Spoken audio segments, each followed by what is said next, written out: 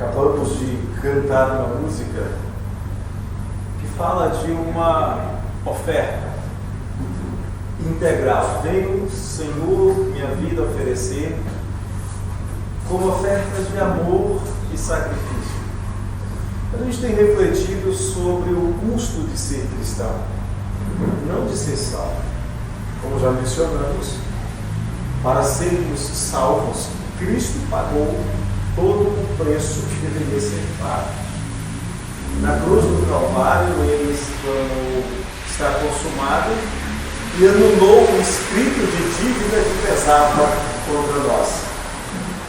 Mas também afirmamos que ser cristão, ser discípulo de Cristo, tem um custo. O próprio Cristo disse: se alguém quer vir após mim, tome a sua cruz, negue-se a si mesmo e siga-me. Quero convidar os amados a abrirem a palavra de Deus em 1 Coríntios 9, versos 23 até o verso de número 27. Tudo faço por causa do Evangelho, com o fim de me tornar cooperador com ele. Não sabeis vós que os que correm no estádio, todos na verdade correm, mas um só leva o prêmio? Morrei de tal maneira que o alcanceis.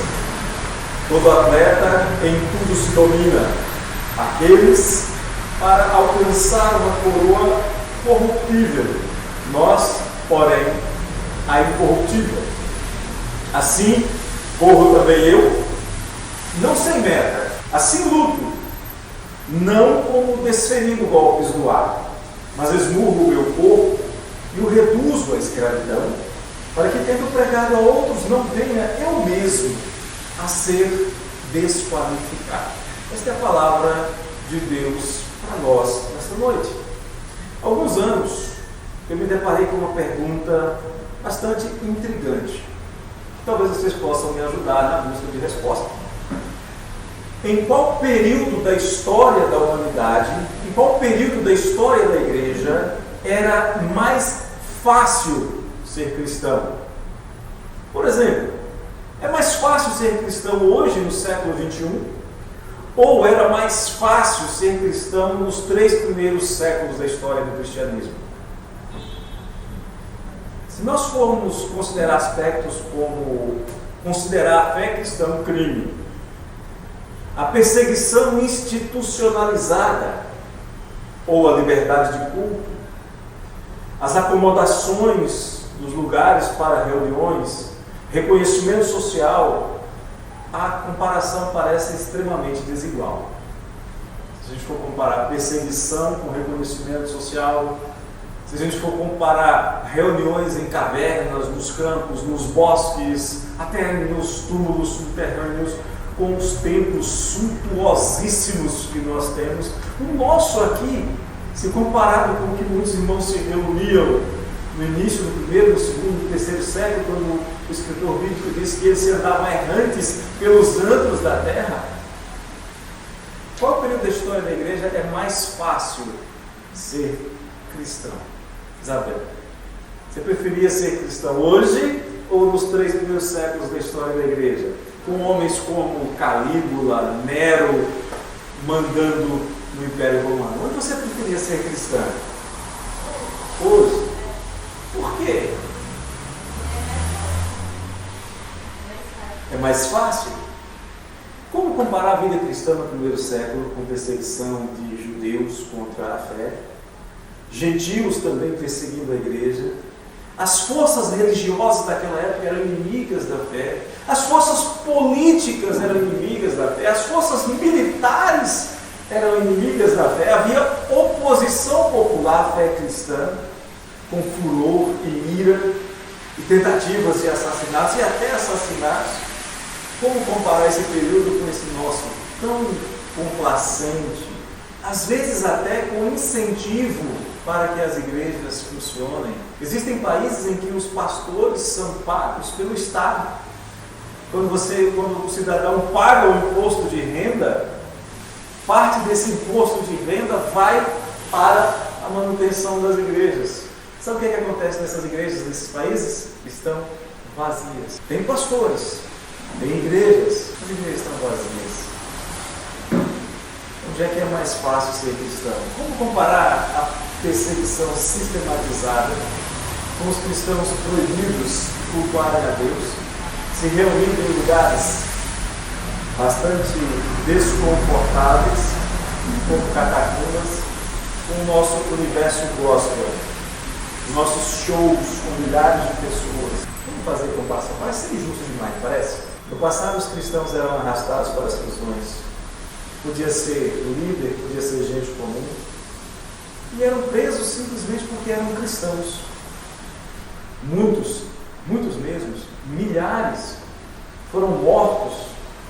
Outros foram obrigados a viverem fugindo. Hoje, ao invés de cristãos serem lançados nas prisões, os pastores são convidados de honra em assembleias legislativas, programas de televisão, inaugurações e coisas semelhantes. Eu concordo contigo. Dificilmente os cristãos do século XXI gostariam de viver nos 3 primeiros séculos ou em ambientes semelhantes. Eles sabiam que após um culto abençoado, eles podiam receber a coroa da vida que o Senhor reservava àqueles que eram fiéis até a morte. Hoje a nossa expectativa depois de um culto abençoado é ir para casa, comer uma pizza, tomar um caldo. Talvez os cristãos dos primeiros séculos também não tivessem grande prazer em ver a vida cristã dos nossos dias, sabia? Talvez eles não gostassem de ver que a igreja se tornou conforme a imagem e semelhança do mundo. Talvez eles chegassem e pensassem: fizemos tudo errado, ensinamos errado. O que aconteceu na igreja do Senhor? Mas é provável também que muitos dos cristãos do século XXI, se fossem colocados lá nos séculos 1, 2 e 3, eles se juntassem a muitos cristãos que abandonaram a fé aos primeiros sinais de perseguição. É possível. O nosso tema da nossa mensagem de hoje é: se você quer ser verdadeiramente cristão, há um preço, e o preço é deixar de ser acomodado. É deixar o comodismo, o lugar comum. Nós cristãos somos chamados para correr perseverantemente. Paulo disse que ele corria, que ele lutava a correr perseverantemente a carreira que lhes está proposta, olhando firmemente para o autor e consumador da fé, Jesus Cristo. Por exemplo, Moisés vivia no palácio, e a Bíblia diz que Moisés abandonou o palácio, abandonou as riquezas e a pompa do Egito para juntar-se ao povo de Deus em seu opróbrio, em seu sofrimento. Moisés poderia ter passado a vida inteira como um obscuro nobre egípcio, filho da filha de Faraó, sustento garantido a vida inteira, mas ele abandonou tudo isso, diz a palavra, porque contemplava o galardão. Pela fé ele abandonou o Egito, não ficando amedrontado com a cólera do rei, permaneceu firme como quem vê aquele que é invisível, ele andava pela fé. Agora, para correr com êxito, é necessário que a gente tenha duas coisas: esforço e vigilância. Precisamos nos esforçar.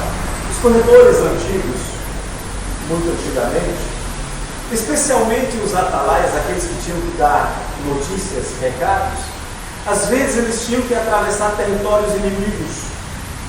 Às vezes eles tinham que atravessar lugares onde os inimigos estavam prontos a matá-los. E eles precisavam passar por esses lugares para dar informações preciosas para suas cidades, sobre como estava o exército. E para correr essas carreiras, a primeira providência que eles tomavam, você sabe qual é? Sabe qual era a primeira providência que um corredor tomava, que um soldado tomava na hora que ele ia para dar um recado a alguém que tinha que correr quilômetros, dezenas de quilômetros? Sabe qual era a primeira providência? Sabe, Miguel? Sabe, Gabriel? Tirar todas as suas vestes, se desembaraçar de todo o peso possível. Entre os judeus, eles ainda usavam uma pequena roupa, mas entre os gregos, eles corriam completamente desnudos. Não queriam peso algum sobre o seu corpo na sua carreira. E era por isso que os judeus e os cristãos não frequentavam os estádios das corridas greco-romanas, porque os corredores estavam desnudos, que era indecente aos seus olhos. Mas nas suas carreiras eles faziam de tudo para não ter nenhum peso no embaraçar dessa corrida.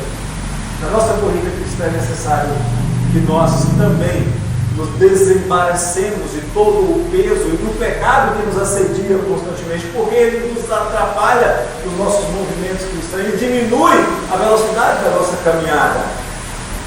É necessário vigilância constante para não ceder à carne em suas concupiscências. É necessário vigilância constante para ter boa conduta. É necessário vigilância constante para escolher as companhias. Oramos daqui a pouco. Agradecemos ao Senhor pelos nossos amigos. Precisamos escolher bem os nossos amigos. É necessário evitar lugares que sejam inadequados. É necessário aprender a usar bem o seu tempo. Dominar a língua. Cuidar para que do nosso coração não saiam coisas que prejudiquem a nossa caminhada cristã. É necessário dominar o temperamento em tudo, em todo o tempo, para que tudo que a gente vier a fazer concorra para a glória de Deus. A gente precisa sair do comodismo de dizer, eu sou assim, eu nasci assim, eu vou ser sempre assim. É necessário abandonar esse comodismo. Como cristãos, a gente deve abdicar de alguns dos nossos prazeres. Mas para quê? Vamos deixar um pouco o Netflix de lado? Vamos deixar um pouco o WhatsApp de lado? O futebol de lado? Vamos começar a investir tempo em estudar diligentemente a palavra. Como diz o salmista no Salmo 119, ter nela não apenas algum prazer, ter nela não apenas prazer, mas o salmista diz, a tua lei é todo o meu prazer. Ter prazer em estar na presença de Deus, falando com Ele. Ter prazer em estar na presença de Deus, junto com outros servos de Deus. Não podemos negligenciar os nossos deveres cristãos. Precisamos entender que para ser verdadeiramente cristão, nós precisamos abandonar qualquer esperança de vida mansa e acomodada. Já imaginou se Pedro e se Paulo tivessem resolvido ter vida mansa e acomodada? As igrejas de Éfeso, de Tessalônica, as igrejas dos Coríntios, nenhuma dessas igrejas teria existido. As cartas maravilhosas que foram escritas a esta igreja, a estas igrejas não chegariam a nós. Nem mesmo as maravilhosas cartas do Senhor Jesus em Apocalipse, incentivando-nos a viver a vida cristã, chegariam a nós, porque só chegaram porque João estava preso, porque não se deixou acomodar. Imaginou se Abraão tivesse se acomodado lá em Ur dos Caldeus, Moisés no Egito? O que teria acontecido com a fé cristã? O que teria acontecido conosco? Não devemos negligenciar os nossos deveres, devemos buscar a comunhão com os santos de Deus, devemos buscar a casa do Senhor, no dia do Senhor, participar ativamente da vida do povo de Deus e cuidar de ser sempre alimentados pelos meios de graça que o Senhor nos deu. A palavra, os sacramentos, a comunhão.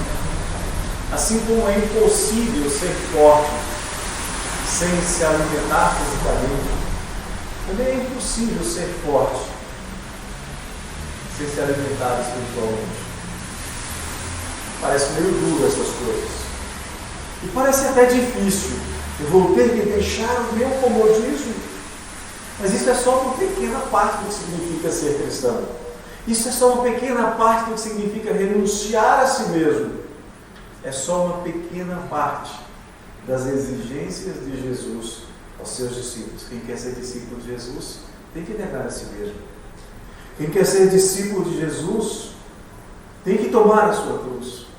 Quem quer ser discípulo de Jesus tem que amar a Deus acima de toda e qualquer outra coisa que considere importante. Em Mateus 10, o Senhor Jesus diz: quem ama seu pai? Você ama o papai, Ezra? Você ama o papai, Isabel? E a Deus você ama? Mais do que a Ele? Quem ama seu pai ou sua mãe mais do que a mim, diz o Senhor, não é digno de mim. Quem ama seu filho ou sua filha mais do que a mim, não é digno de mim. E quem não toma a sua cruz e vem após mim, o Senhor Jesus diz, não é digno de mim. Não é difícil deixar algo que a gente tem quando tem em vista uma recompensa maior, que está à vista. Mas o chamado do Senhor Jesus é para andar por fé e não por vistas. É para deixar aquilo que se tem, que se vê e que se toca, por algo que não se vê e que se espera. É fazer como fizeram Pedro e os apóstolos, que chegam para o Senhor Jesus: nós deixamos tudo, o que será de nós? Jesus diz: eu vou dar para vocês 100 vezes mais, nesta vida e na eterna. E eles continuaram seguindo a Jesus, a ponto de Paulo mais tarde dizer: andamos por fé e não pelo que vemos. Eu já aprendi que ser cristão não é um caminho manso e suave. Ser cristão pode custar tesouros terrenos, pode custar sua paz, o seu conforto, inclusive o conforto doméstico. Ser cristão significa que pode ser e vai acontecer, e você vai ter que lutar contra as inclinações do seu próprio coração. Você vai ter que lutar contra você mesmo, abrindo mão do comodismo, da vida fácil, da vida de prazeres que o caminho largo que o mundo oferece tem para nós. Mas sabe por que tem muitos prazeres no caminho largo? Para você se deter neles, para você não correr, para você parar de caminhar, para você se assentar e para você não atingir o alvo da soberana vocação. Quer ser cristão? Não tem jeito. Há um preço. E esse preço é não se deixar acomodar. Esse preço é caminhar, correr, se esforçar até ouvir do Senhor aquela maravilhosa frase que só cristão vai ouvir. O Senhor diz: muito bom, servo bom e fiel. Foste fiel no pouco, sobre o muito te colocarei. Entra no gozo do reino do seu Senhor, que está preparado para você desde antes da fundação do mundo. Quer ser cristão? Abra mão do comodismo. Esse é o preço. Mas vale a pena. A recompensa é muito, é infinitamente, é inimaginavelmente, se é que essa palavra existe, melhor. Vamos orar ao Senhor agradecendo o fato de que Ele nos chamou para o seu reino.